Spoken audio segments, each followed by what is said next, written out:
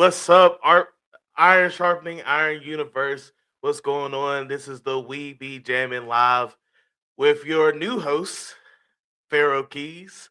I'm gonna just give you a little background on me. I am the son of Big Jack, and I thank him for letting me have this opportunity to be able to do this. Now, I'm not gonna be before you long because I want to bring up my guest, my good friend, Mr. Aristotle Jones. He's from West Virginia. He's an artist who's been blazing the trails for young artists like us, like me, and black artists all around West Virginia. So I wanted him to be my first guest because it's going to be an amazing talk as he gets to tell you about how he integrated all these things that come from West Virginia's history into his music. So, without further ado, let's bring up Mr. Aristotle Jones. What's up? What's going on, man? Hey, I'm happy to be here. Get to hang out with you again. I love it when we're on stage together, so we get a different kind of jam session tonight, right? Yeah, we got a different kind of vibe going on this time, man. And we've had these kinds of talks before, so this is just gonna be like sitting at the bar waiting for our turn to get on stage. That's right. Oh, so just want to say hey to my aunt Nisi that popped up in the chat. Hey, Aunt Nisi, you gonna Hey, see Aunt a Nisi. lot of you gonna see a lot of my family pop in. I'm 'Cause glad. Hey, that's who the they more are. family, the better. Well, thank you for letting me hang out with the fam. Oh yeah, man. Of course, you family too, bro. You family too. Uh, so let's just talk about you real quick, and then we'll play some of your music, and then we'll just keep chatting. So why don't you tell the people who is Aristotle Jones? Well, first of all, I want to say congratulations on this new gig, this new opportunity for you. I'm glad people can see this side of your personality. I'm glad you get a new platform to showcase not only like your music, but music from other artists that you feel are interesting. I think that's a great thing, and you deserve it, man. And I look forward to watching and seeing where you go from this, man. I think it's great. Appreciate you, brother. But who is the Appalachian? Who is Aristotle Jones, or who is the Appalachian Soul Man? Are they one and the Well, same? yeah. Are they one in the same? Who is Aristotle? Who is the Appalachian Soul Man? Well, man, like, I'm Aristotle Jones. We'll start. I mean, that was just a young man who had a dream, and from a very young age, I knew I wanted to entertain. I was curious. I grew up in West Virginia, so it was rural, and I grew up on the side of town that wasn't considered even the hood. So I grew up on the edge of Huntington in like a small part of town called Guyandotte, and even outside of that, it was like there was a flood wall, and then there was like my house. So we was way out there, and we had to catch the bus early, like 5 in the morning, to get to school. And for a lot of years, man, I might be the only black person in the school, or my family would be like the only black family in the school.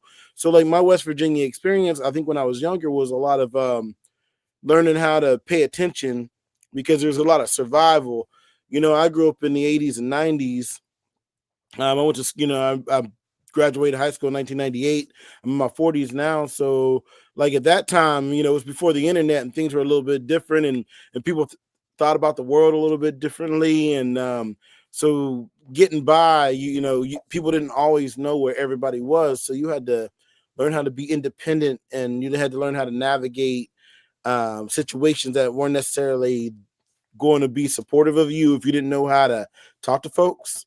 So I became outgoing, and and that through that I also found myself in a lot of situations where people would tell me stories about themselves, or I would have to tell them a story about myself to lighten the mood. And from there, when I got to high school and they integrated the high schools, I definitely had much more backup in the things that I was thinking, because I wasn't part of such a small minority. I was kind of allowed to be in a space, but still they tried to fit me in or fit everybody into just one category, which is like black, and that was being defined by the majority of the folks at the school, because there still was only maybe like 10 or 15%. It wasn't like a huge number of minorities at the school. So like growing up in West Virginia, a lot of it was kind of trying to find where I fit in, both within kind of like the narrative of West Virginia, like where does me as a young black man fit in the story when I didn't have any black teachers, or I didn't have any a lot of black role models even on the section aside of town I was on. And then two, within the greater scope of like American blackness that I see on TV, which nobody I knew in West Virginia was actually fitting that narrative. It was Yeah. just wasn't happening. You know what I mean? Like it was like we was all country, whether or not we wanted to admit it or not. Yep. And so like a lot of that, what shaped me was when I would go to my grandfather's and my grandmother's farm during the summer, and my granddad was a coal miner and a farmer. So he would get up at 4 a.m. and do coal mining until about 2 or 3 in the afternoon, get off, and then do farming until dark. And I would be there either weeding the garden or watering or helping them, work with the cows or the chickens or the pigs. And I was riding horses and doing all this very, very, very rural America stuff. And that didn't even make sense to my friends back home, because even though they were in like West Virginia in this rural area, they didn't have that countryside of life. But Yeah. also my granddad was a gospel singer, and he would always tell me about when he was younger and when the mines were thriving and there was more black folks in West Virginia, because folks had come up from Alabama to work in the coal mines, and just like he did and my great grandparents did. And he would talk about the times when they would have these gospel quartets and these quartet unions, and they would get together these vocal harmony groups would get together, and they would sing these gospel songs. And he told me about how that I should dress my band and the type of music. And even though he was working so hard as like a coal miner and a farmer, his first love, and he wanted to be musician. And so like I would watch him and kind of understand what it meant to be like a dutiful man within the context of also having a passion. But he chose to raise his family, not to pursue music, even though he had musical opportunities. He always said he when he was young, he wished that he prayed that he would have a house big enough that he could bring his whole family together in, because they were split up when he was younger. So his passions led him to provide in that manner. Where like myself, as I got older and discovered that I kind of had that same music bug, mine really spoke to the creation part of it, and making sure like that the things and experiences that I was going through had an outlet. That's how I started to feel connected to like the environment and the people around me. Now, searching for a scene to have an outlet for music in West Virginia is my first band. When I came out, I had an 8-piece funk band, and I was playing music that was kind of like I was looking at Tito Jackson and Johnny Guitar Watson and Frankie Beverly and Mays and Yeah. Yeah. Earth, Wind and Fire and Parliament, and I had my parents' record collection, and it was on vinyl before people started actually digging through vinyl. I just found it, and I found a turntable, and I started listening to all this music, and all of a sudden I saw a lot of black bands, and I was listening to the music of a lot of black bands, which ultimately I was hearing the music from them and samples and the music and the contemporary music that was coming out. And but then I heard the whole songs, and I had a acoustic guitar that I kind of learned how to play some music on, real kind of rough. And then I got my first electric guitar, which was like a Epiphone Les Paul model that somebody gave me for like $75. And I started getting into that kick, and then learning the funk guitar riffs. And Yeah. Yeah. from there, like that really kind of like spurred on what I wanted, because I knew I'd heard all these sounds environmentally in the black community, in my section of my black family, and the way that in Appalachia, like in the households, but outside the households, in the streets, I'd only heard like bluegrass and folk and country music, and and those were like the free things. And when I grew up, like Garth Brooks was like big, and he was coming through like West Virginia, and the Judds and Reba McEntire was that kind of NASCAR country wave. So I'd hear that on the radio, and on the radio they actually had these disclaimers: no rap, no heavy metal. We're only going to play whatever kind of music what was left. It's funny now that it's nothing like that anyway. Even country music's got Yeah. It's all mixed together now. So He does. So I mean, like Aristotle Jones was just like a, or is just like a very curious person who is rooted in family and place and culture, who is someone who seeks to not only understand but create a vocabulary for experiences that maybe are a little bit not mainstream, but not because they wouldn't be mainstream, but more so because it's a smaller slice of the pie.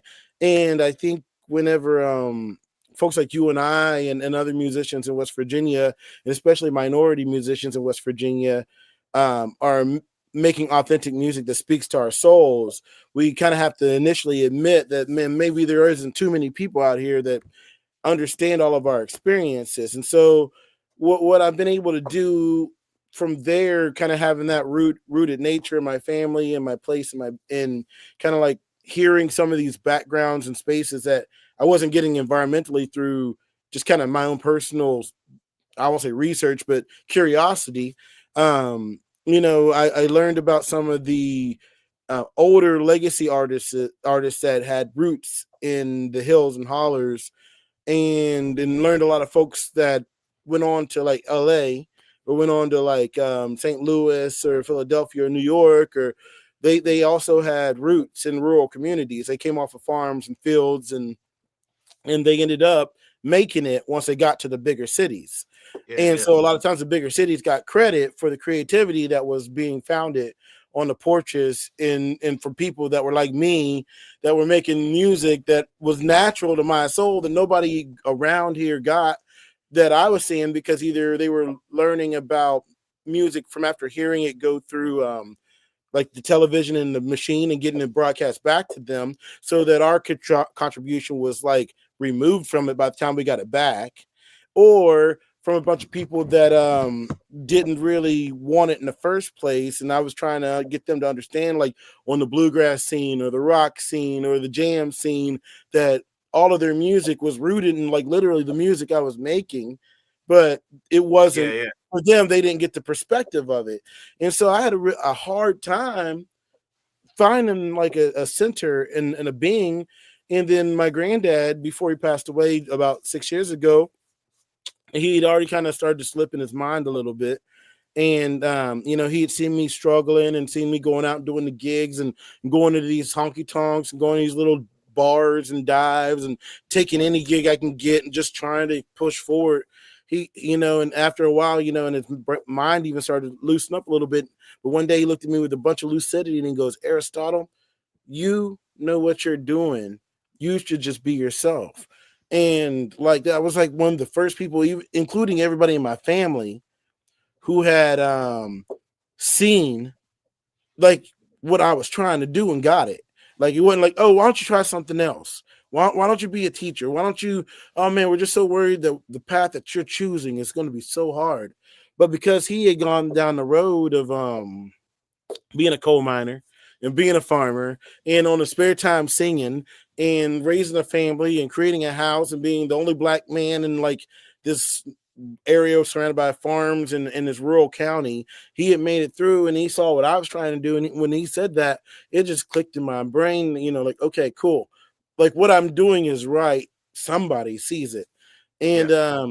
right about, it was probably about a month before he passed away, I released West Virginia Hills, which is a remake of one of our state songs, and I did it in a style of a doo-wop and soul and blues. I kind of included these more art, these genres that I can accepted a lot more and connected a lot more with, and remade this song in that manner. And I released that song, and I remember playing it for him, and when he was in the hospital, and we got to sing that, and he just smiled and he goes, "Oh, the West Virginia Hills," and he was singing it. He had a stroke, but he connected to my voice and singing it. And I wrote a press release to send out, because I was all gung ho. I was like, man, I'm going now, man. I got me a song. I got in a studio. I got like 20 gigs. I'm gonna go out and I'm going to go and be a musician, and granddad says I can do it, and I can do it. And so I take this press release into the radio station, and the DJ reads down and says, Appalachian Soul Man, Aristotle Jones. And then he stops. And he goes, do people really call you that? Appalachian Soul Man? I said, well, they do now. They And do now. no, and I didn't actually mean for it to be like it's taking it on as a title when I first said it. It was a job. Like, I'm a soul man, a soul singer. Like, I'm a soul man, da, da, da, da, da, right? And I'm from Appalachia, so to me, I'm an Appalachian and a soul man.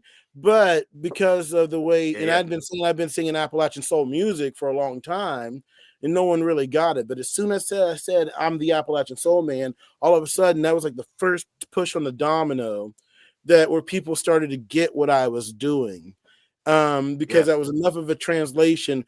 And so then, unfortunately, my grandfather passed away. I turned 40, and I went down to Atlanta. I'm a big Atlanta Falcons fan, so I go down to watch a game for my birthday. And the day after I turned 40, I get the phone call that my grandfather had passed away, and he had been sick. So I understood that was part of the thing. It could have happened any time.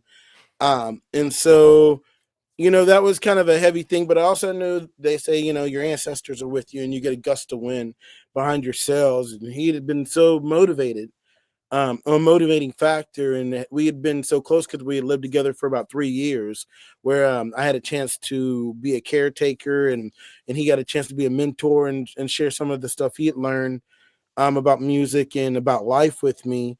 Once he passed away, I understood, and was able to move forward. But then I had all these shows that were booked, and I was ready to pretty much pull up roots and like leave everything behind. I was gonna quit my job and go. And on March 19th, about the second day of my tour, that's when the pandemic, or March 14th, whatever. Oh, 14 days to stop the spread meant all of my gigs were canceled. Yeah. And which was one of the biggest unforeseen blessings that that has ever happened in my life. It was one of those things where I would probably be out there still trying to get the engine going if that if that wouldn't have happened, because then I had a year of I would equate it to like boot camp. I was so mentally fixed already after I got over the devastation of not having it. I said, well, what do you do? I said, well, man, you get ready for when it opens up, and it's going to be a land grab. There's nobody else. If you can get ahead of the curve, then you can get really, really far out there and maybe make up some ground for lost time. So I just I Yeah. started mapping everything out, and I wrote what I wanted, and I wrote where I was wanted to go, and I would look for ways to make connections, and I worked out religiously every day. And I would, whenever we were able to go out, I went into the studio and I started finishing, and I would sit in the studio. I had like parts of the album, my album Mountain Dew Up in the Streets of Osage. I had parts of it done, but I didn't have it all done, and I couldn't get any musicians. People wouldn't come out. So I would go down to the studio, and somebody would cancel on me, and I would just like, what can I do? And I would just like do whatever I could get done to get it done. And the engineer Tommy Bailey, who drums with another band in West Virginia called Fletcher's Grove, and Megan Jean's Secret Family, he was the engineer, and we were over at the studio, and he's just up there just like, man, I don't know what this guy's doing. You know what I mean? Like, he just comes over here and he keeps giving me money, and he says like he's going to work on this album.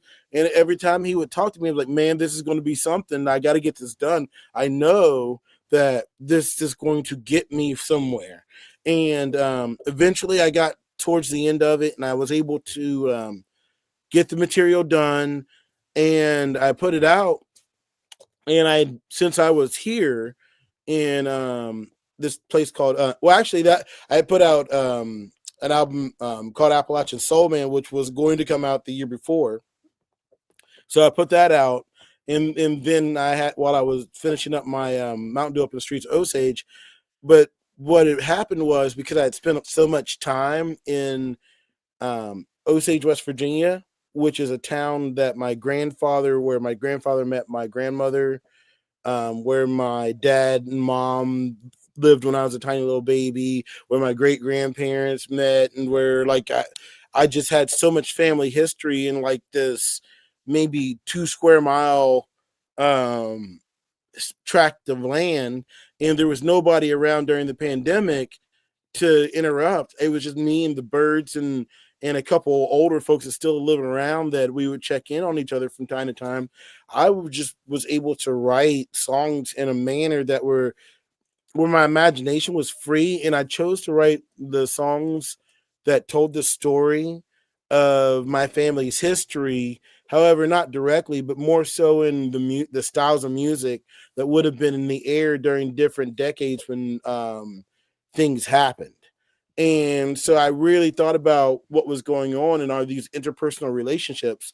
And I write love songs kind of on the base, on the surface, but I write about people, place, and purpose.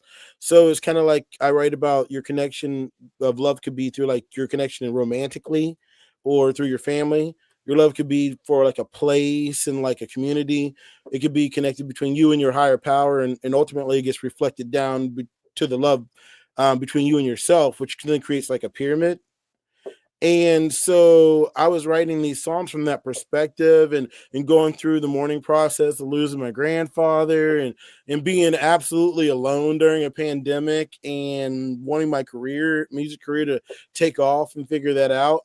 And I poured all of this energy into these songs and going to the studio that once I was able to release that second album, Mountain Dew Up in the Streets Osage, the following year after things were open, that's when things like getting nationally recognized for the National Association of Black Storytellers comes about, and getting the experience grant for doing a storyteller show to trace my family lineage from southwestern Virginia all the way up through the coal fields up into northeastern Ohio, as they've went from coal miners to working in the industrial factories. Yeah. And now even leads to like moments like just recently where I was just won my second national award through the United States Artist Fellowship, where this is allowing me to basically at this point, as a somebody at 46 years old who has been trying to make music for over 20 years, now to get recognized on a national level for simply just telling my family's story and making music about my family and being black in West Virginia, and talking about soul music and rock and roll music, and how the music of the coal miners and the music of like the folks that traveled through our region has influenced American music throughout the 20th century. All of a sudden, now instead of like me looking for a place um within West Virginia. Now I'm out here on like saying is like not what you think. It's like amazing stuff, and like I am kind of like a face of the state in a way where I never would have ever anticipated like anybody being thinking about West Virginia and soul music, or Appalachian soul music, or the cultural creative pioneers, other than like maybe the so quote unquote hillbillies and hicks from the sticks. Now we can stand up and celebrate the folks and the pioneers that um that just maybe nobody ever knew about. And so it's kind of a wide open space. But the music I get to make, I try to make music that gives folks that lived experience of like juke joints and that southern soul music and that mountain soul music that was a bit blended because of the nature of the people. So the Appalachian Soul Man is somebody who Aristotle, while Aristotle Jones has all that curiosity, the Appalachian Soul Man is more of the personification of in the continuing legacy of all that history and all of that those musicians and creative contributors. It's like, hey, well, here's an entry level or a portal for you to discover a wealth of American history that maybe got glossed over in your textbooks. But I tell you what, once you find out, you're going to love it. And that's so true, and that's such a great intro of yourself, man. A great story of you because I just uh, jabbered on, man. but you definitely carry on a legacy that most people don't know that West Virginia has.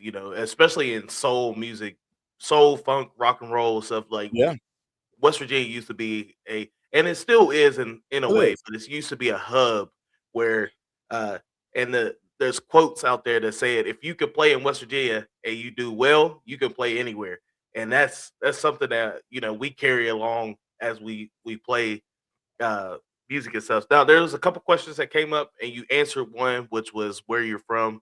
Um, Mhm. but once you give them a little geographical lesson on where Osage actually is. Oh yeah. So if you go to Pittsburgh, Pennsylvania, and you go along the Monongahela River south, so that's actually upstream from Pittsburgh. Um, you end up right at the tip of Morgantown, West Virginia. So there's like the Mason Dixon line, and then you cross the river, and then like that's where Osage is. So it's like the last exit in West Virginia before you cross over into Pennsylvania. And that would be there's like kind of like a tri-state area. So there's Maryland, which is about an hour to the east. Pennsylvania, like Pittsburgh, is probably about an hour north. And then if you go about 2 hours to the west, or 2.5 hours, you're going to end up in Columbus, so right around that area. And so it's about 3 hours. DC is about 3 hours away from here too. So we tour with my band in about a 3 to 4 hour radius. So that's kind of like where we go. We'll go up to Erie, Pennsylvania, to Cleveland, Ohio. Those are both about 3 hours away. Harrisburg, Pennsylvania is about 3 hours away. Huntington, West Virginia is about 3 hours to the south. And then so we try to stay busy in that radius there. That's what's up. Uh, Now the other question was, where can we hear your music? And we're gonna play Yeah. couple songs from Aristotle, but where if people want to go find you right now, where can they hear you at? Well, of course, we're on all the streaming platforms like Spotify and Apple Music. But if you want to find out and see really cool videos all in one place, go to aristotlejones.com. We got tons of videos, links to all the music. It's real easy to kind of start there and then figure out where you want to go beyond that. Like if you have your own favorite like streaming platforms, please put me on your playlist. If you like a song, I write what's really cool about like my music, like I have some fun songs that are just like bops and ditties that you can just jam out to, but also I like to tell stories. So I have a couple storyteller collection songs that are about different towns that have either asked me to write songs about them or places I just found are really interesting, and I wanted to kind of capture a story. So if you like slower stuff and that you can listen to and like hear a message, or if you like more upbeat stuff, there's something for everybody. Yeah, and that is very true. And I've had the pleasure of both listening to you play and playing in your band, and there's a piece for everybody. And someone in the crowd is going to find something they can hang on to and be like, man, I really like this guy. I like So to write songs. I think I've always liked to write songs. When I was younger, I used to listen to Boys to Men and Silk and Shy and Jodeci, and I loved the layered stacked vocals and the harmonies, and how you would get to the end of the song, you just have vocals swirling everywhere, and then it'd be really tight. But man, a lot of that too was just doo-wop and R&B and soul music just packaged into modern, like with a little bit of tempo. And so now I try to bring that too. And once I kind of discovered how you could do that with live instruments, that's where a lot of my music kind of gets rooted at. It's still R&B, rhythm and blues, but sometimes I might add a little bit of that rock edge. Sometimes I might add a little bit of that soul edge, but I also like to add in that country and that folk, just so that you can see the authenticity of where I come from. So I hope everybody enjoys what they hear. yeah, and I'm sure they will. Let's go ahead and play something real quick.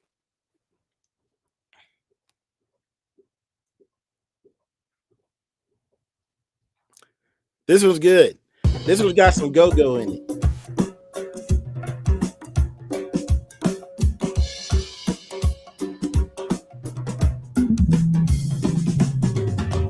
What you think about that? Oh, yeah. What you think about that?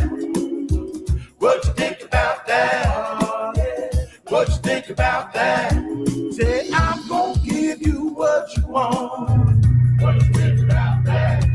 And I'm gonna give you what you need. What you think about that? No, you won't have to ask for nothing. What you think about that? Say satisfaction guaranteed. What you think about that? What you think about that? it's good. What you think about that? Oh, yeah. What you think about that? What you think about that? Oh, yeah. What you think about that? What you think about that? Oh, yeah. What you think about that? So I think we should get our groove on.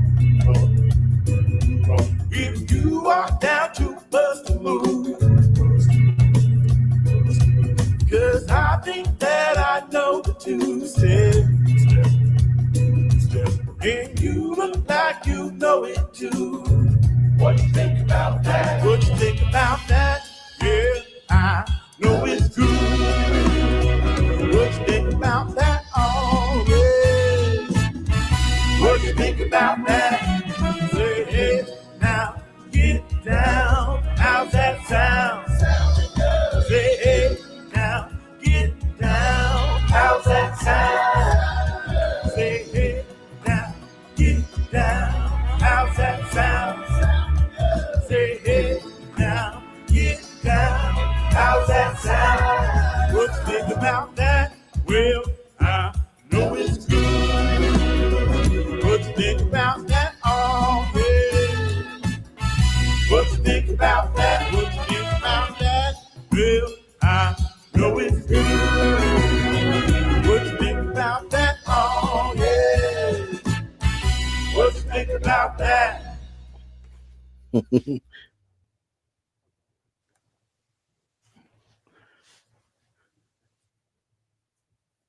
All right.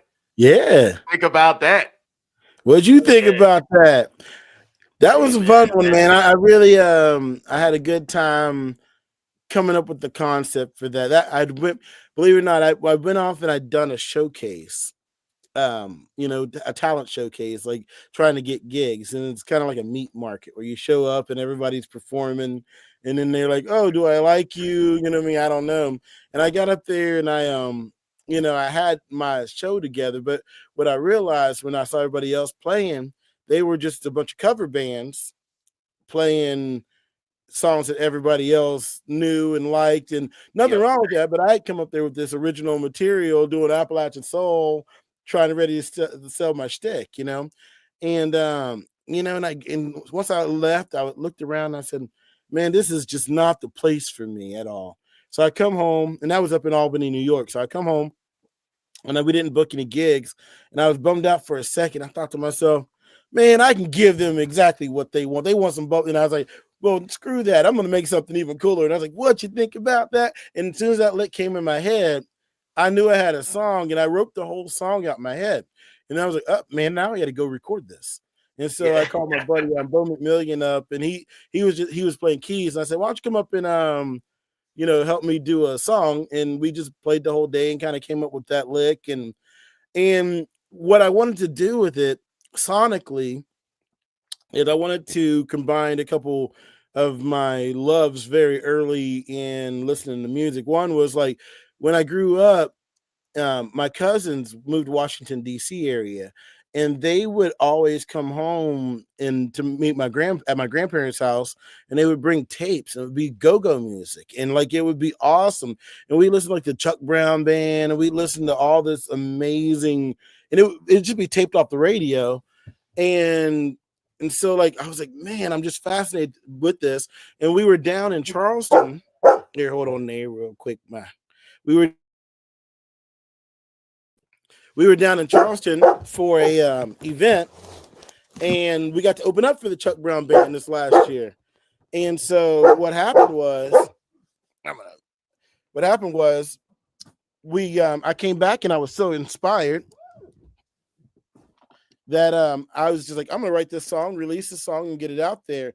And so what you think about that just kind of blends a lot of the early gospel work songs I'd been listening to with the go-go sounds I grew up with listening to the 80s, because I realized like a lot of folks in West Virginia had that same experience and grew up listening and hearing this music to the point where I'm at Multifest last summer and the whole place was jamming. And you was down there, you was playing with us when we opened up for the Chuck Brown band. Wasn't it an amazing night, man, seeing all that go-go music right in downtown Charleston, West Virginia?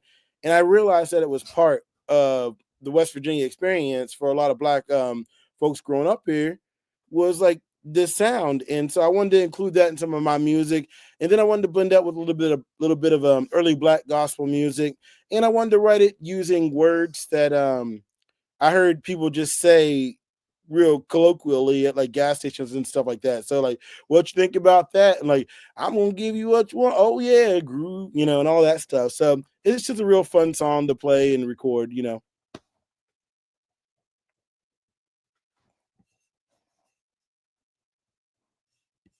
Somehow we had some technical difficulties. I don't know where Pharaoh Oh Keys, no. so, but he's still going to pop in. So been listening to the story. So being from and for everybody, hello everybody. This is Big Jack Story Time.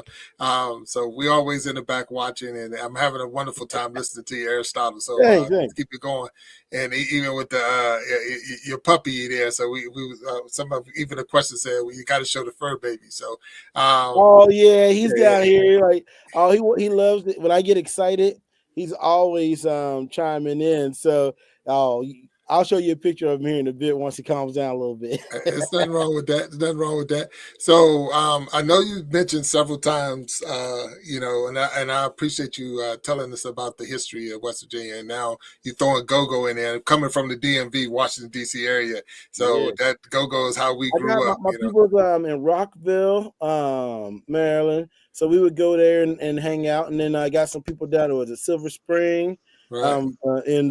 all of that, man. So that was part of where folks left when they left out of West Virginia. The next generation, they would either go to like Ohio into like Dayton in that area, or they ended up in DC. And so I got family kind of spread all over this region of the Mid-Atlantic.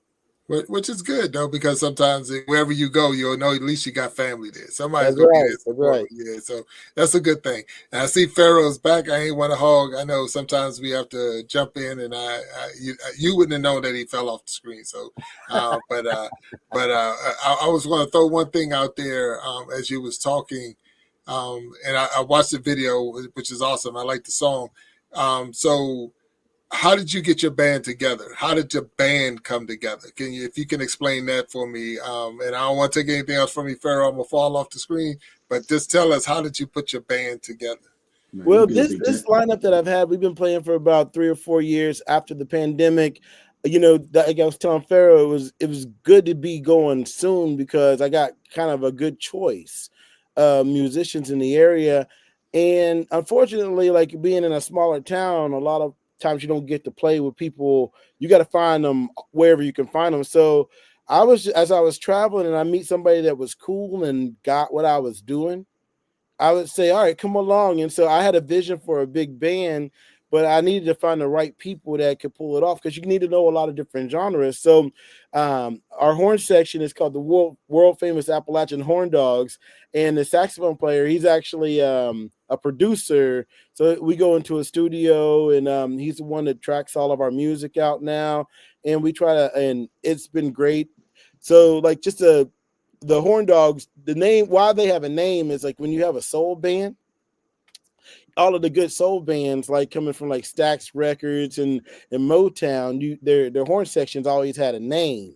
And so as soon as I came up, I was like, man, my horn section's got to have a name too. And so we created a whole little mascot for them. And there's a mythology about the world famous Appalachian Horn Dogs. Like if you hear them howling, then you know it's a sign of a good time. You got to go out and check them out, play them.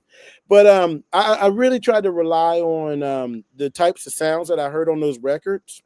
So, you have your piano and your guitars and your horns and your percussion. And I found some of the best players that I knew around that could come to do it. So you saw in that video, Megan Paulette. She's a wonderful singer and piano player out of Pittsburgh, Pennsylvania. You saw David Haley was on drums. He's been playing with me for about 10 years. Chris Volpini, he was playing bass there. He's out of the Wheeling area. And, oh, man, he's great. He has a wonderful taste on the rhythm section. Then you had the 3 horn players. We had Philip Wilfong. He's out of Eleanor, West Virginia. We like to call him Philly Willie. You got CJ Wren and then Drew Herder, and they're both of those guys were at all three of them were at WVU, West Virginia University.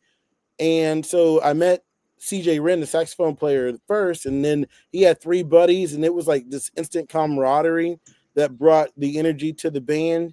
And funny story is, I'm self-taught. I learned how to play by listening to records and figuring out songs with tab.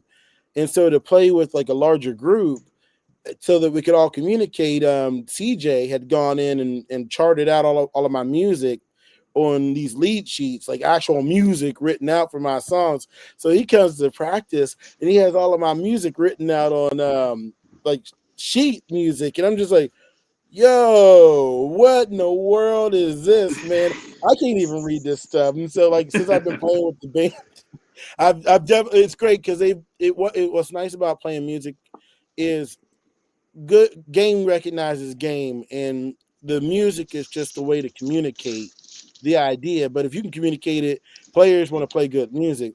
And so since we've been playing together, they've been helping me even at this point in my career to learn how to utilize that tool of writing sheet music and distributing it out. So now when I tour around, I fall in the footsteps of like Ray Charles or Otis Redding. I might show up in a town and then find a horn section there instead of traveling with the guys in the band, just because that's the way you do it. And so you got to learn from the folks that was in the game beforehand. So Jaron sat in with me on keys many times. And I send you the music. I send you the sheets. I tell you to know it when you get there, right? Yeah. Oh, yeah. And he does. I'll be how to take my pants sometimes, but it's always fun. Oh, it's good. So hopefully you can get to show what we're playing out again. But putting together a band, it's been a journey for me to find the right players. But I tell you what, man, it's been fun, and you only get better when you play with people that are better than you. And I've been able to find a lot of players that have allowed me the space to grow too. And your band is solid. I mean, they are some players. You walk into the room with these cats, and it's the who's who. If they're on stage, they're gonna rock the house. It's always a good time. I make a move, like our horn section. They dance, so that's almost a part of the show too, where like I'm doing my thing and I'm moving around and doing like the Chuck Berry moves and like doing the old school rock guys, and then you turn around and the horn section, they'll be doing their little moves and twirling and jumping up and down. And sometimes I'm looking at the audience. I'm like, yo, I'm over here, man. But it's a fun show. We do a lot of call and response. We try to the idea is to blow the roof off the venue. No matter what, it doesn't even matter if the venue doesn't have a roof. I want to get the energy in the room. I want to get everybody on the same page, and we're going to try to literally just blow the roof off the venue and get folks to forget whatever they came there with in their mind, and when they're leaving, they almost don't want to leave because they're having so much fun. Because they made friends. They feel safe in the space, and to me, I think back to those juke joints, the barn parties, the field parties, that part of growing up in rural communities where you might have to you got to hang out with who's there. You can't be snotty. You can't be uppity. If you ain't gonna get along with everybody, you're gonna be sitting at home by yourself. And so that's the vibe. I'm like, hey, we're here. We all came to have a good time, and I ain't never had a good time having a bad time. So come on, get down with me. Get that. All right. Hey, look, I'm liking that right now, and I'm gonna jump off. I'm gonna get off. It was definitely cool hanging with you, Aristotle, in this brief moment. Fantastic. Pharaoh Keys. Before I pop out of here, we gotta pay our sponsors. Okay, we gotta get back to our sponsors. So let me pop this quick commercial, and I know you got a video queued up. So right after this, I'll be off the stage. Our commercial will come on, and we'll have Aristotle Jones come back, host it. We Be Jammin Live by Pharaoh Keys. So let me pop this up here. And looking to elevate your everyday glam? Meet Pink Babe Cosmetics, where bold beauty meets conscious living. Pink Babe Cosmetics is a beauty and lifestyle brand delivering high-quality makeup and stylish merch made to last. Every product is 100% vegan and cruelty-free, created with care for you and the planet. From everyday wear to special moments, Pink Babe Cosmetics offers durable, long-lasting formulas you can trust. Beauty that looks good, feels good, and performs effortlessly. Unleash your confidence. Own your glow. Shop now at www.pinkbabecosmetics.com. All right. Pink Babe Cosmetics. I like All right. that it So was vegan and cruelty free. yeah. You know, That's nice. that's the only way to go now. You I know. know. I mean, that made me feel like I'm in a good place to talk about Appalachian soul music. Yeah, you sure are, man. Uh, so I wanted to go and play a couple more songs, but I found one uh from I think it says 2019, but it is West Virginia Hills, which is it's the state song. Am I right? Yeah, yeah, it's one of our West Virginia state songs. I think Country Roads is they adopted that as our official state song, but we have several other ones. And this one was originally written in 1885 by a woman from Glenville, West Virginia. And my version doesn't sound anything like the original version. So maybe one day there'll be a movement to like get mine in there too. Yeah, I always say like this should be the official state song. Now, It's fun. the video I found has it has you in it. It's from Studio 3 here in Huntington. So that means that I'm going to be playing keys on it. Yeah, So, that you was a know, good day, man. And Corduroy Brown, he was back before he was blowing up. He was working there, and he had set up this interview for us to come on there and perform. Yeah, and I just released a song, and I was so proud. yeah. Yeah. I still am. and and like you said, like the chords, he sent me the song, he sent me what kid was, and he was like, "Yeah, just meet me down here whenever, and we go lay this down." So The funny thing is, the guitar player in the video, he wasn't even there to play with us. He was there to do his own song, and I was like, yeah, "Hey, you're gonna play with us now." He goes, and I played it for him like right then. yeah, And then that's we were in the lobby. That's when I played it for him, and he was like, "I don't know if I can do that. That's got some." I was like, "You got it, man. Come on." yeah. So I'm gonna pull that up. Here's West Virginia Hills.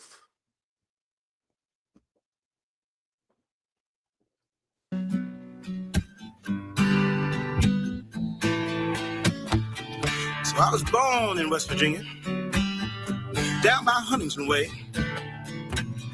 In the summertime, on the banks of the Ohio River, that's where I play. So when my mama looked for me when those street lights came on, she looked down towards the water or up towards the sky. Here's why.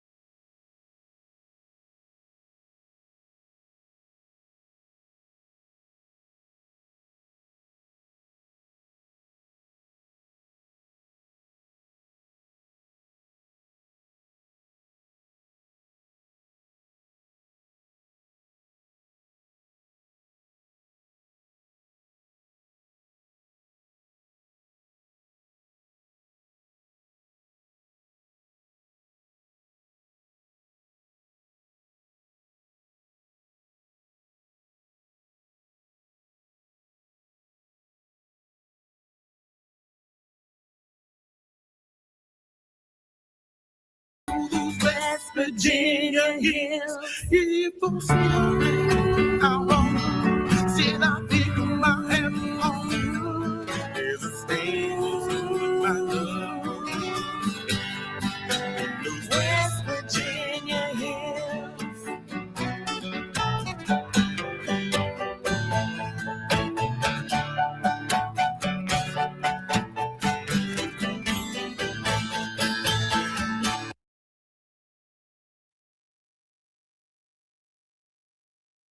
Yeah, that's the West Virginia Hills. Like I said, that should be our state song. Oh man, that was fun. Got to give a shout out to my one of my good friends, Tammy Carter. She was doing the backup singing there too. That was a lot of fun. And honestly, like now, looking back on how, man, dude, you remember that old keyboard? You've upgraded your gear. Yeah, but it's a little bit lighter now.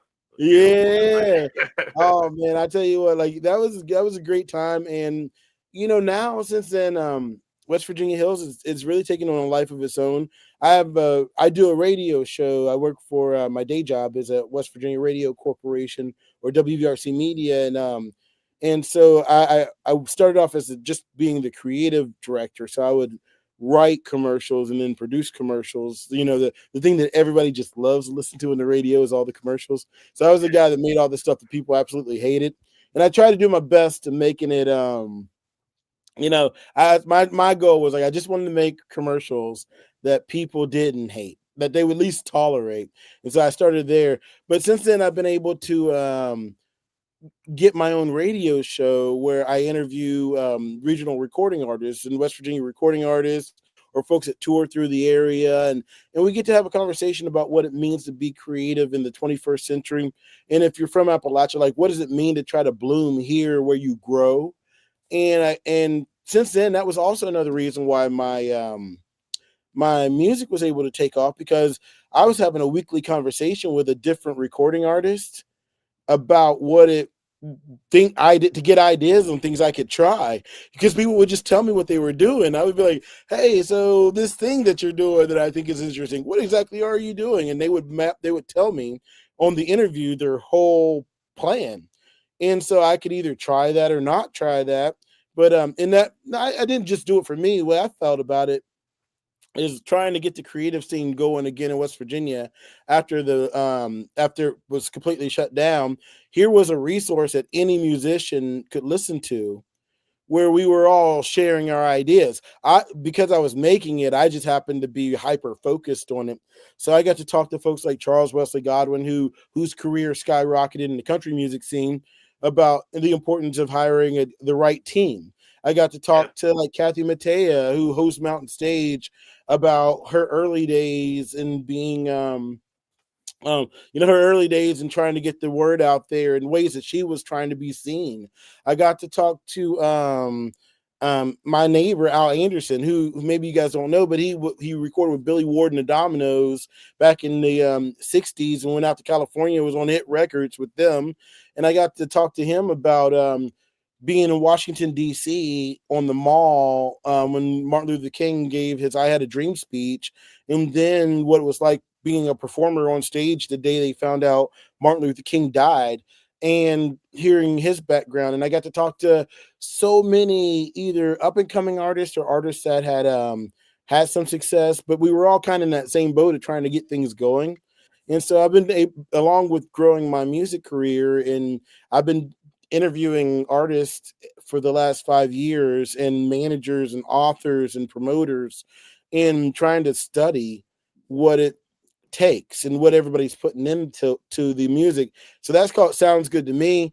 And one of the coolest things about that whole process was getting pitching the show, because I'd tried to get a show. I'd worked at this radio station for like 5 or 6 years, and I tried to get a show going, and they were just like, "Well, we don't know," blah blah blah blah, and blowing me off. And so finally, I had made a show, and this was towards the end of like before music was open again, and I made a pilot for a show, and I was like, "Well, screw this! I'm going to give this thing a name that they just can't turn down." And what's the name that you can't turn down? When you say something sounds good to me, it's hard to say no. So I pitched them a show, and so I did this, but like that was really fun because, like I say, making it every week is it's some like, as my career has grown in other ways, sometimes it becomes like finding time to do it becomes a little bit more challenging, but I always get a lot out of it every time I'm able to sit down and just kind of like this, have a jam session artist to artist and listen to what people are going through. And that helped me to understand too what we needed. And I say we need to build the scene that we want. I took it from Gandhi, and I just made it smaller. Gandhi says, be the change that you want to see in the world. And Michael Jackson, if you want to make the world a better place, then look at yourself and make a change. For me, I just say it locally on what I know I can do. That's just one step beyond myself. Was I can be part of building a scene that I want to be part of. I can be that part of the scene that I wanted to be a part of. I could uplift other artists and create opportunities. And I came up with a philosophy of just put love into the world. Eventually you might actually just run into some of your own love along the way. Yeah. And so that was my perspective. I was like, I'm going to do things that create opportunities for other people, and along the way maybe that'll create more opportunities for me. So through not so when I quit talking, once I learned to be myself, I got to quit talking about myself so much. I just got to be. And so then I got to start talking to people, and it became when I started sharing their stories through my eyes and what I saw beautiful about the other people around me. And I got to share that perspective of how I learned how to appreciate what made us different. That started to give the vocabulary to listeners and other artists that we had conversation with, and organizations and nonprofits to let their guard down and start to tell their story. At least, now, I can't say I took all the credit for it, but it became a cascading event where all of a sudden you could see more and more creative folks coming out, just raw and engaged and connected. And I mean, people that you would see comedians partnering up with musicians, and you would see professional wrestling groups partnering up with theatrical groups, and you see literary folks partnering up with just whoever you could get in there to create more of a cohesive creative art scene in this rural community that could even go town to town, not just within each small individual scene. Now, the West Virginia scene has media. We have media outlets like Born and Bred, who we've worked with before, who covers, on a literary aspect, covers the music scene and promotes artists. There's my radio show. You're doing a radio show. Corduroy Brown just got onto a radio show where we're using our media chops, our Yeah. secondary media chops, to hype the homies. Yeah. And when you hype the homies, you know what I mean? Like, then you're talking about something, you're excited about it. That opens up the world to the listeners and creates vocabulary and portals for new listeners to come in. So by creating the scene and being part of the scene that I wanted to be or creating a scene that I want to be a part of, and helping others to see that route, now we have something that we've never really had in Central Appalachia and West Virginia. Even though it's still rural, we have platforms that we can get beyond just word of mouth.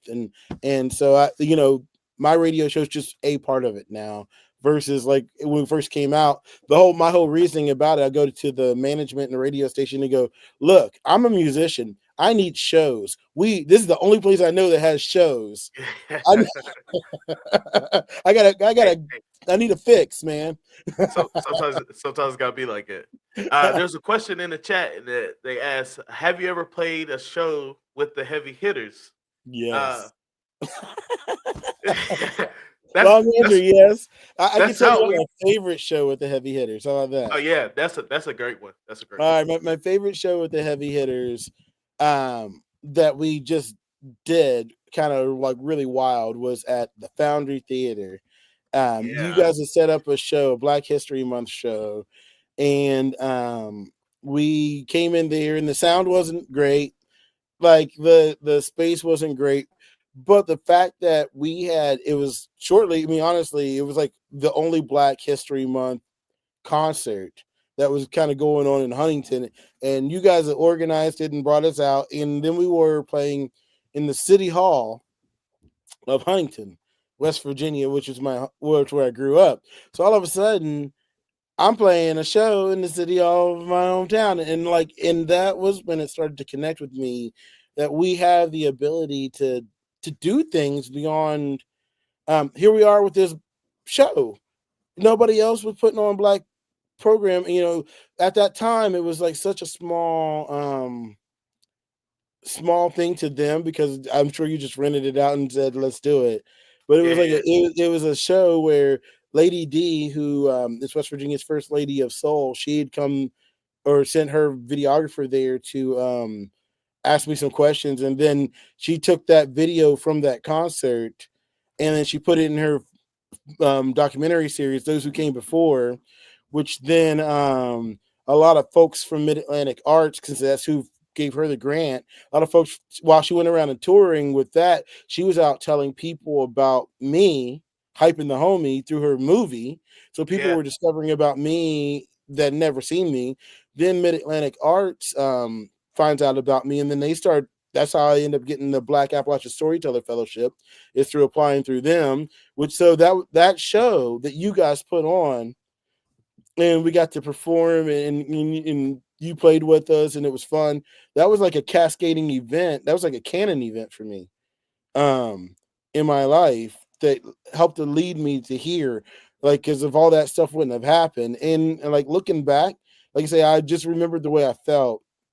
I had written that in my grant when I wrote up about um when I wrote about to try to get the grant, and I wrote about why and why things mean to me. I use that moment of like that how I felt whelmed standing on that stage in my town city hall, playing Appalachian soul music as the Appalachian soul man, and that was kind of like the initial feeling of being accepted. So that was my favorite show with the heavy hitters. So man, that's how much you've impacted my life. In addition to playing with me and being a good friend, and I always try to help them. I try, and then there was another one where we played in Huntington at the was it Black Sheep burrito back there in the back, and my yeah, granddad yeah. got to go to that one, and that was really awesome because he was there. That was probably one. That was the one show where he got to see like the band play, and he got to see the heavy hitters. He goes, "Oh, those guys, man, I like those guys too." I gotta tell you a funny story about your dad, man. Cause he's still out here in Huntington. Yep. So when I first came to Marshall, I had a little issue with like time management, and he was working in the bursar's office, Yep. right? So I'm going to the bursar's office. I'm supposed to do something to get my schedule fixed or changed around or something like that, and there's only one window left, and there's there's this guy that's sitting in the window, and then there's this girl that's in front of me, and then I'm behind her. And she goes up and talks to this guy, and then she turns around and she's in tears. And I'm like, oh man, please don't let me get to that guy. I don't know what has happened. Please don't let me get over there. So he's the only person left. I walk over there. He's like, all right, you got this, you got this, you got this, you got this, you got this. Hmm. Finally, I get to see somebody actually come up to my window and not waste my time. And I like, so I'm rolling. Um, I was like, so is that why she was crying? It's like, yeah, she forgot to get A, B, and C, and I had to send her Mhm. away, and it's the last day, so now she's got to run around and try to get it done, and this, that, and the other. And he really taught me a lesson at that moment to always come correct. Yeah. And don't waste nobody's time. And then years later, I find out that that's your dad. I was like, man, Hey, the bursar's office is rough too because that's where all the payments come through. So you can't take classes if you don't get that settled. yeah, if you He don't knew get it that too. settled, He would really try, like, and that's what I love about my mom and dad, and growing up in West Virginia. That aspect of being Appalachian and helping folks and building community and learning how to like get things done. And he always taught me to he's like, man, you don't get a lot of second chances to make impressions on people. So you want to make sure you're giving the best and brightest impression you got when you're ready, go and do it. And he said, don't go until you're ready, but when you do, go. Don't halfway do it. And I think that's part of why I perform how I do. That's part, because of course a lot of about how to perform I learned from my grandfather, but like that work ethic that you get instilled on a daily basis from um, watching my parents grow up, and my dad, I don't think he ever really made too much until he started working for Marshall. He was a salesperson, and he would have to drive into like he would sell supplies for a coal mining supply company. So he would have to drive into rural, very, very rural West Virginia and sell coal into these coal mine supplies where nobody looked like him, where people would tell him, don't go up that holler because that's the that's the head of the KKK up there. Literally has a story about that where he had to try to sell insurance to the Grand Wizard of the KKK. And he tells me the story. I'm like, well, what did you do? And he was like, I told him when they expired and I tried to upgrade his policy. And I'm just like, he was doing his job, but just for us to survive, he did that kind of stuff. So that work ethic and that commitment to your family, that's something that like my grandfather had, my great grandfather had, and even my father had in his own way. So when he was working at Marshall, he would really try to go above and beyond to let the students know, because like ultimately he didn't graduate from college until he went back to school at Marshall. And whenever I went to school the first time, I didn't graduate. And so that was one of those things that hung on my neck. And I think he also understood that. And he really, really pushed me to graduate. And so to go back, so I went back, got my degree, and it wasn't until he had got a job later on in his life that he went back and graduated. And that's when he started working in the Bursar's office. And he was trying to kind of tell you from a personal level, hey, be ready to get this done when you start. Don't waste anybody's time, I always went to him. It was easy. Once you had everything else done, he was like, all right, cool, let's go. Yep. Go ahead, do what you gotta do. And that was from that moment on, I was and Four Bills, your bass player, Alex Four Bills. So my mom knew him from the cafeteria. My dad worked in the financial aid office, and my mom worked in the cafeteria. So like all of these students at Marshall were either going to my parents for money or food. So I'm like, what are you talking about, man? You probably got more money and food than I got growing up. Come on. Yeah, that's so true. So Big Jack said he had a video to play. Big Jack, I'm gonna bring you on so you can pull it up, okay?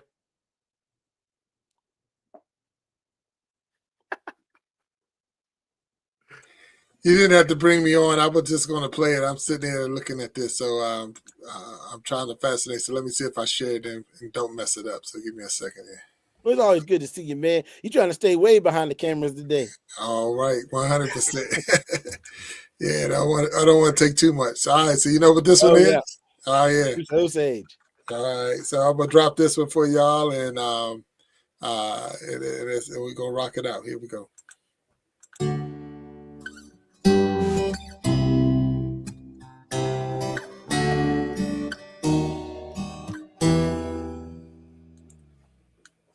Down at the end of the road in Osage, there is this little shoe repair shop. And if you can find the time to stop in, we'll go out and listen, we'll find time to talk.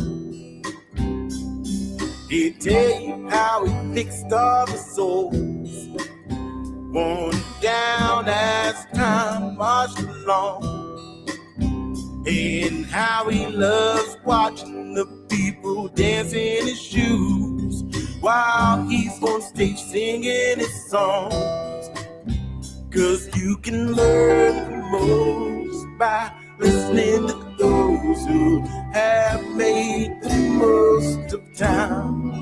And that's just one of those lessons that most of us learn a little too late in life.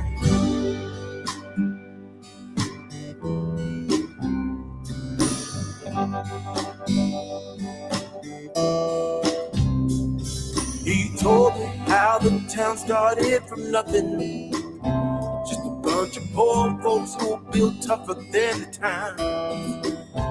And then the first lady came and took some good folks away, and some were trapped under the number 3 mile. Oh, 'cause you can learn the most from the mistakes of those who had the future stolen by time.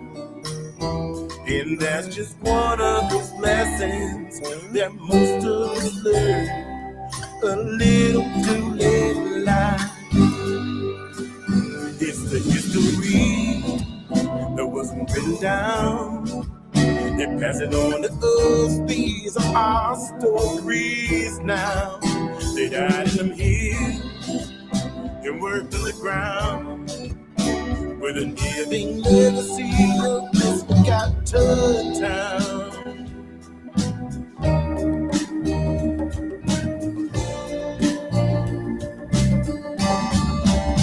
So if you're walking down the streets of Osage, you'll hear out singing at the church next door.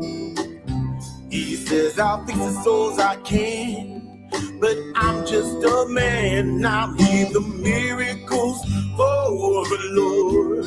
Oh, 'cause you can learn the most by listening to those who have traveled the farthest through time. And that's just one of those lessons that most of us learn a little too late in life. Oh, that's one of those lessons I wish I had learned so much sooner in life.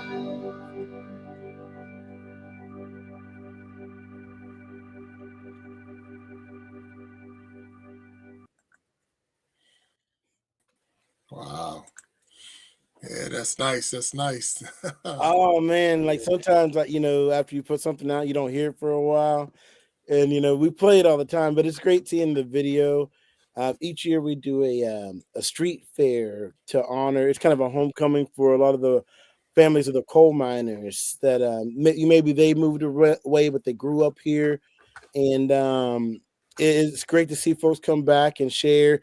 And that video was real fun because we kind of had to get up early before the street fair and shoot the video, and like there was a lot of behind the scenes, like me setting people, like the whole scene. But I had to actually, like, it's weird because sometimes you want to have something happen and you have to like be a good person to do it. And like, so I couldn't fake it. I had to like go to the committee meetings. I had to like do this whole help planning the street fair because I had this vision for a video in my mind, and it was such a blessing that everybody cooperated in the town, and they were on board with making it all happen. And then when we got it done, I remember playing it for Al and showing him, the older man in the video. I played it for him and showed him the video, and we were sitting in the museum, the local town museum, and man, he was just so proud. And now when people watch it, we get a lot of comments from people all over the world who either spent time in Osage or know Al. And literally Al's music career, like here locally, has just like taken off again. Like he wasn't getting any gigs or anything, and all he's like out. He had a gig earlier today just down the street. There's a whole music festival that's devoted to like his kind of music, and they came and found him. And he does more gigs than me probably. Like he's so busy now. He had a big reputation. It was just stopped because of the pandemic. So then they saw him in the video, and they just started booking him. And he was doing surprise and like surprise drop-ins. And then finally somebody was like, you need to tell Al to slow down. He's 89 years old. I was like, I will not do that. This man knows what he's doing. Yeah, that's what's up. It's amazing because I mean, a lot of towns, and again, Pharaoh, I'm not taking over. I'm just I've seen the video back there. So, but a lot of towns don't have their own song. They don't have, the memories that's going in there, and like I say, incorporating real people from the town. You didn't bring in actors and all to act like that. They did. These are real people that can take pride in their song. So that's amazing. So congratulations to you, and even the spark that you gave back to, like you say, Al, and how his music was able to, it was already there, but then you rekindled and hit that flame again. So now it's taking off at 89 years old. That's totally amazing. So and you saw the group of the folks with the green T-shirts there. We that's our Osage Gospel and Soul Community Choir, and Al and I, we both basically we had an idea one right when I first moved in the area that we wanted to have like a jam session and get some other musicians to come and play with us. Well, we couldn't figure out a day to do it when all the other musicians either weren't resting or weren't gigging. So we're like, well, man, what are we going to do? And I said, well, I'll get this. I like to sing. You like to sing. Let's just see who wants to come sing with us, and we'll sing for fun. So we get together on the last Monday of every month, and it's just choir in the like as a verb. You just get together with a group of people, and we've been teaching them this R&B and doo-wop and gospel and soul songs, and they get a kick out of it. And we talk about the history of what was going on then, and we're passing the traditions on from those older generations. Like my granddad, who was he'd be about 10 years older than Al. So Al would have watched him sing and then been learning from him. And so then Al tells me stories about my granddad from the perspective of somebody who saw my granddad, not from like the first person perspective. And then I take that material and I try to internalize it, and then we share it with a whole new generation.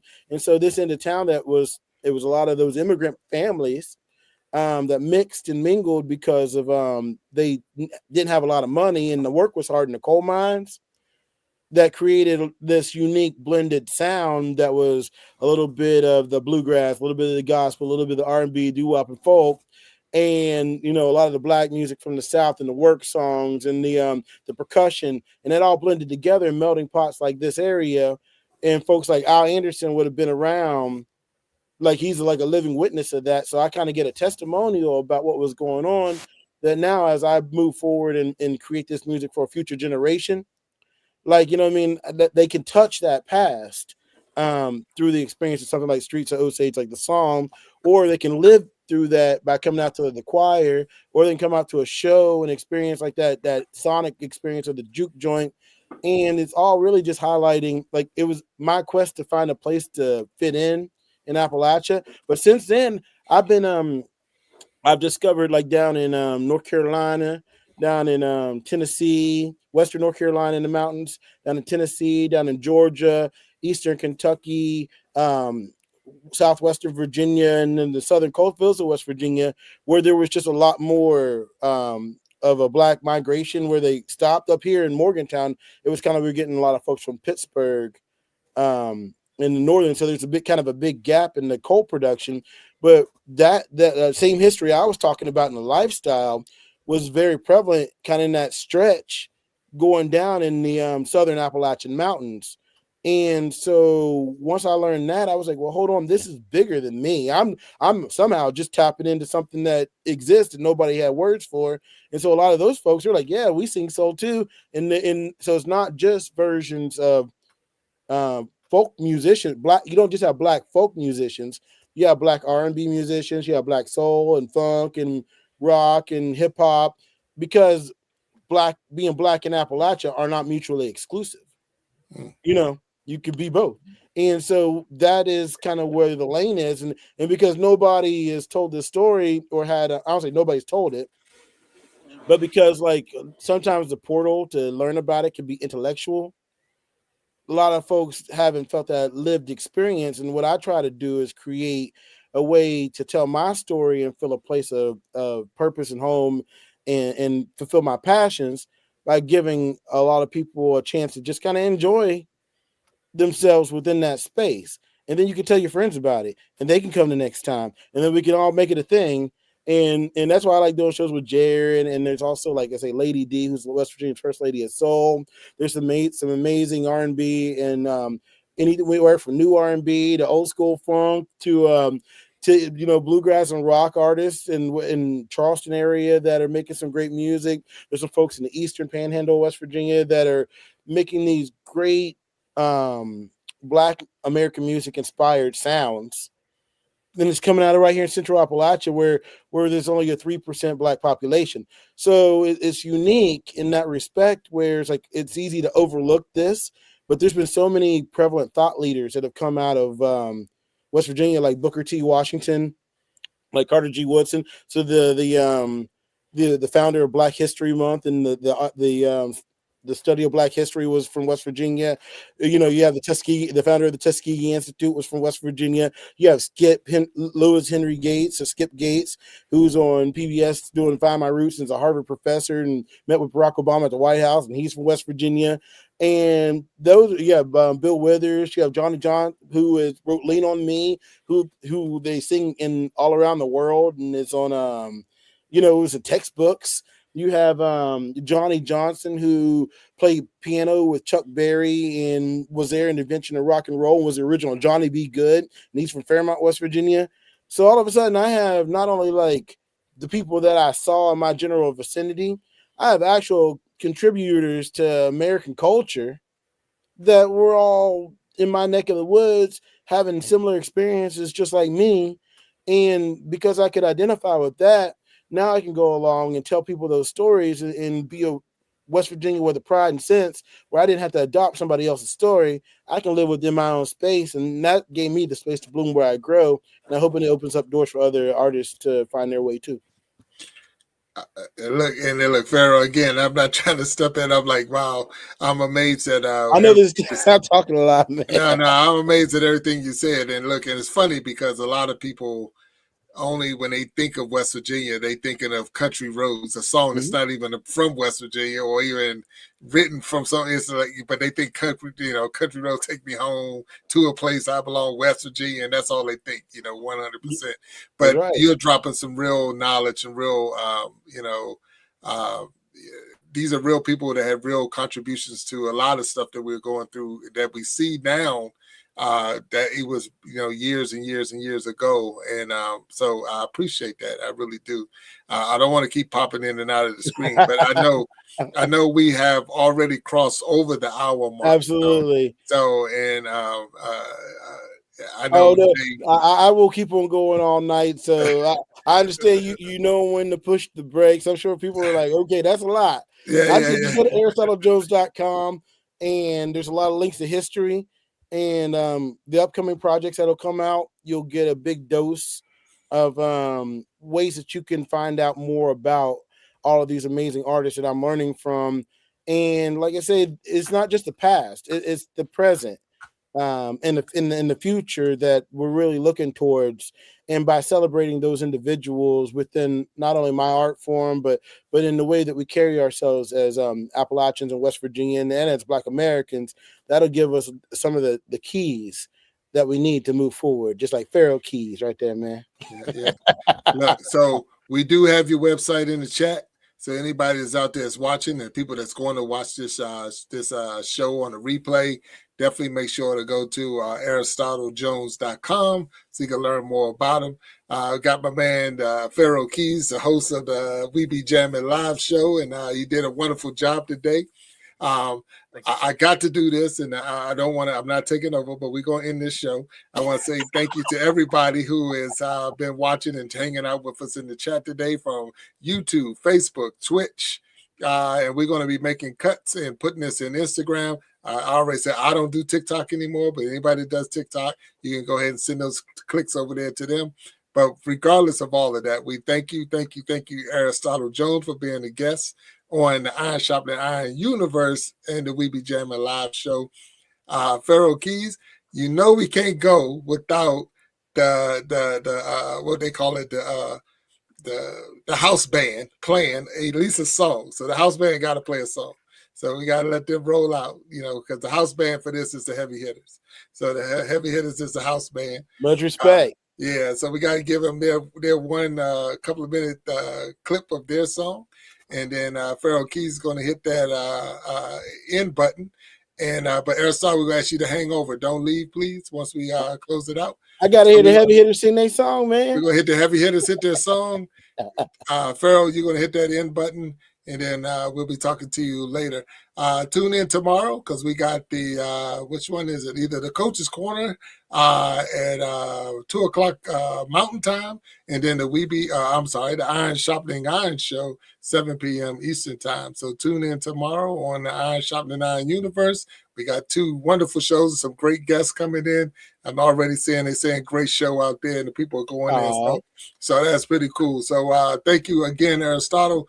Pharaoh, I'm gonna hit this button and get y'all banned, but you're gonna hit the end button. All right. All right. So have fun, man. This is awesome. Thank you. I'm a little drunk right now, but you would never know it. I'm a little drunk right now, but you would never know it. I'm a little messed up, or whatever you call it. I had your number saved and I thought, well, shoot, I might as well call it. Your brother still with what's the name? Yeah, sure, of course you are. See, I don't care. I met a fine girl at the bar. Woman you will ever be. I think her name was Lena. Way too much tequila. Was it Jackie or Serena? But anyway, I'm doing good. Great. Oh, by the way, your favorite band is gonna be in town, and I'm the whole day late. And I know you gotta take it right up close there to the stage. You hear about cancellation, just a studio Tanqueray. But you ain't asked who's opening up, but we're headlining is what they say.